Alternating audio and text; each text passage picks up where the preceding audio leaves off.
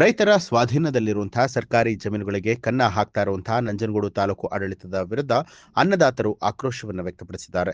ನಗರದ ಮಿನಿ ವಿಧಾನಸೌಧದ ಕಚೇರಿಯ ಮುಂಭಾಗ ನಿದ್ರಾ ಚಳುವಳಿ ಮಾಡಿದಂತಹ ರೈತರು ಅಧಿಕಾರಿಗಳಿಗೆ ಬಿಸಿ ಮುಟ್ಟಿಸಿದ್ದಾರೆ.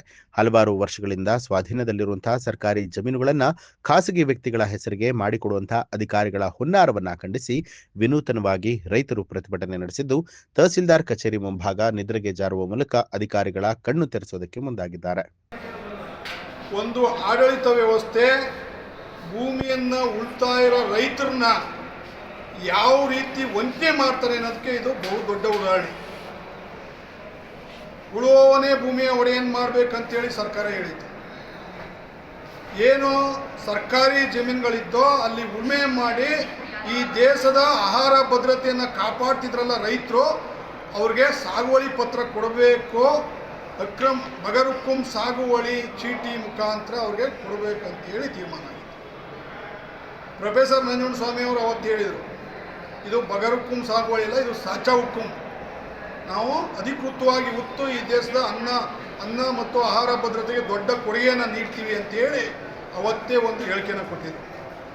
ಇವತ್ತು ನಮ್ಮ ನಂಜನಗೂಡು ತಾಲೂಕು ಸೂರಳ್ಳಿ ಗ್ರಾಮದ ಒಂದು ವಿಚಾರವನ್ನು ನಿಮಗೆ ಮಂದಟ್ಟು ಮಾಡ್ತಾ ಇದ್ದೀನಿ.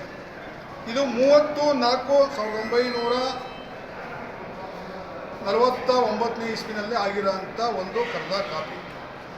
ಈ ಕಾಪಿನಲ್ಲಿ ಸರ್ವೆ ನಂಬರ್ 269 316 ಎಕರೆ ಜಮೀನು ಸರ್ಕಾರಿ ಕರ ಬಂದಿದೆ. ನೀವು ನೋಡ್ಬೋದು, ಇದು ಯಾರೋ ರೈತರು ಮಾಡ್ಕೊಂಡು ಬಂದಿರೋಂಥ ದಾಖಲೆಗಳಲ್ಲ. ಇಲ್ಲಿ 100 ಜನ ಹಿಂದುಳಿದ ವರ್ಗದವರು ಆ ಜಮೀನನ್ನ ಉತ್ತು ಬಿತ್ತಿ 106 ವರ್ಷದಿಂದ ಬೆಳೆದಿರೋಂಥದ್ದು. ಆದರೆ ಇದೇ ಸರ್ಕಾರಿ ಅಧಿಕಾರಿಗಳು ಬಗರುಕುಂ ಸಾಗುವಳಿ ಮಾಡೋಕ್ಕೆ ಇವರು ಕಾಸು ಕೊಟ್ಟಿಲ್ಲ ಅಂದ್ಬಿಟ್ಟು, ಇವ್ರಿಗೆ ಮುಸ್ರೆ ಕೊಟ್ಟಿಲ್ಲ ಅಂದ್ಬಿಟ್ಟು ಮುಸ್ರೆ ತಿನ್ನ ಅಂತ ಸರ್ಕಾರಿ ಅಧಿಕಾರಿಗಳು ಅದನ್ನು ಸರ್ಕಾರಿ ಗೋಮಾಳ ಅಂತ ಮಾಡ್ತಾರೆ.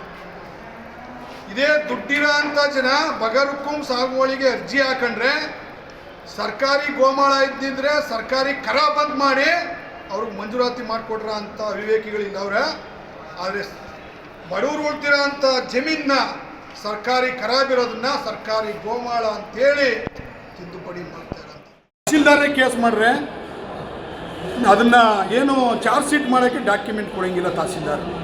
ಅಂದರೆ ಏನು ಇವ್ರಿಗೂ ಸ್ಪಷ್ಟತೆ ಇದೆ ಉದ್ದೇಶ. ಯಾರು ಕಳ್ಳರನ್ನ ರಕ್ಷಣೆ ಮಾಡೋದಿರೋ, ಯಾರು ನಿಜವಾದ ಬಡವರು ಅವರು ಅವ್ರನ್ನ ರಕ್ಷಣೆ ಮಾಡೋಂಗಿಲ್ಲ. ಕಳ್ಳರು ರಕ್ಷಣೆ ಮಾಡೋಕ್ಕೋಸ್ಕರ ತಹಸೀಲ್ದಾರ್ ಒಂದು ಜಾಗ ಬೇಕಾ, ಒಂದು ಸೀಟ್ ಬೇಕಾ, ಇವ್ರಿಗೊಂದು ದೊಡ್ಡ ಆಫೀಸ್ ಬೇಕಾ? ಅದಕ್ಕೆ ನಾವು ಹೇಳ್ತಾ ಇರೋದು ಆಫೀಸ್ ಅಂತ ಆಫೀಸ್, ಇವ್ರ ಅಪ್ಪಂದಂಥ ಆಫೀಸ್ ಅಂತ ಕೇಳ್ತಾವನು. ನಮ್ಮ ತೆರಿಗೆಯಿಂದ ಬಂದಂಥ ಅಧಿಕಾರಿಗಳು ಇವತ್ತು ನಮ್ಮನ್ನು ಸುಲಿಗೆ ಮಾಡ್ಕೊಂಡು ತಿನ್ಕೋತವ್ರೆ. ಯಾವುದೇ ಕಾರಣಕ್ಕಿಂತ ಅವಿವೇಕಿ ತಹಸೀಲ್ದಾರ್ ನಮ್ಮ ನಂಜನಗೂಡಿಗೆ ಬೇಡ, ಇವ್ರು ಈ ಕೂಡಲೇ ತೊಡಗಬೇಕಂತೇಳಿ ಮಾನ್ಯ ಮುಖ್ಯಮಂತ್ರಿಯವರು ಒತ್ತಾಯ ಮಾಡ್ತಾ ಇದ್ದಾರೆ. ನ್ಯೂಸ್ ಅಲರ್ಟ್, ನಿಮ್ಮಿಂದ ನಿಮಗಾಗಿ.